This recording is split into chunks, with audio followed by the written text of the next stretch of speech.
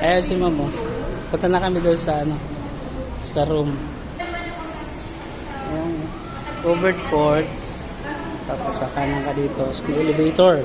Yan.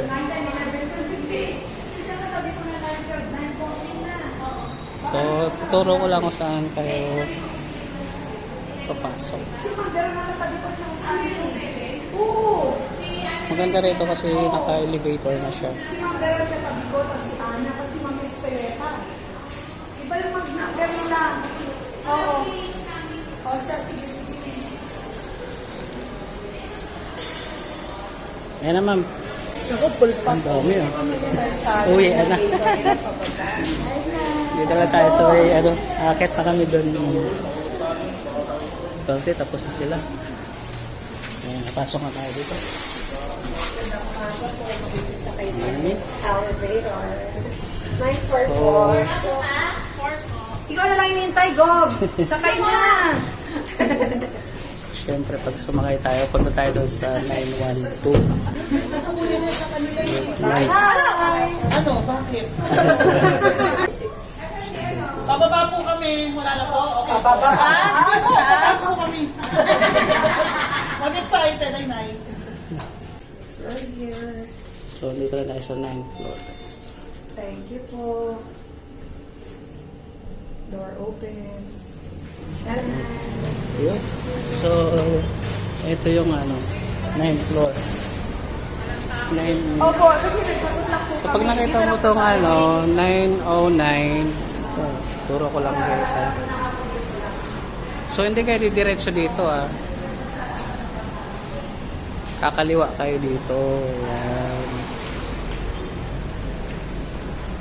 Kasi sa 912 tayo eh.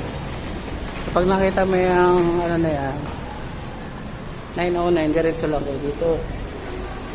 Tayo doon sa 912. So, may makikita ka ditong CR. So, hindi packet. So, tapos, ito, 908 naman. Ayan, 908. Diretso pa tayo. Halo-halo kasi number dito eh. Ayan o, 904 na siya. So, diretsohin mo lang ito. Pag galing ko sa elevator, kaliwa. So, meron ditong exit. Ayan. Hindi ka na darating doon. Eh, pag nakita po itong ano, 905, ayan o. Tapos may office dito. And then may CR naman dyan. Tapos yun yung exit. Kakanan ka na dito. Ayan. So, pag nakita mo itong 907 na yan, dire-diretso ka na. Ganda dito guys.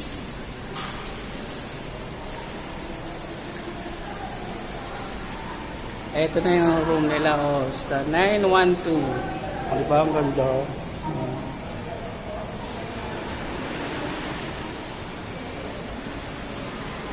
So ayan, ito na yung classroom ng anak ko sa 912. Okay.